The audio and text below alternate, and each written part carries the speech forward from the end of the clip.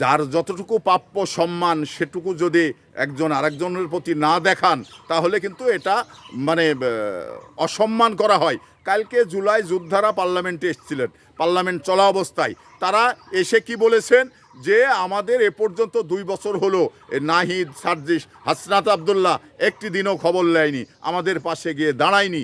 অথচ তারা পার্লামেন্টে মানে প্রতি মুহূর্ত বলে যাচ্ছেন যে জুলাই সনদ দেন, জুলাই মানে ভোট যে কারণে হয়েছে সেটা বাস্তবায়ন করুন। তো আসলেই জুলাই যোদ্ধার পাশে যায়নি, জুলাই যোদ্ধাকে সহযোগিতা করেনি, অথচ মানে বাটপারি করে চিটারি করে তারা এমপি হয়ে এখনো বড় বড় বড় কথা পার্লামেন্টে বলছেন। তো পার্লামেন্ট থেকে এদের ঘাড়ে ধাক্কা দিয়ে বের করে দেওয়া উচিত আমি মনে করি। কারণ এই কারণেই উচিত, কারণ এরা জুলাই যোদ্ধাদের সাথে গাদ্দারি করেছেন এবং এই 71-এর যে মানে কলঙ্ক যাদের গায়ে লেগে আছে তাদের কলঙ্ক মোচন করার জন্যে তারা শুধু জুলাই সনদ চেয়েই যাচ্ছেন। তো কখনো এই হাসনাত আবদুল্লাহ, সার্জিস এদের জুলাই সনদ যেন না দেওয়া হয়, কারণ এরা গাদ্দার, জুলাই যোদ্ধাদের সঙ্গে গাদ্দারি করেছেন।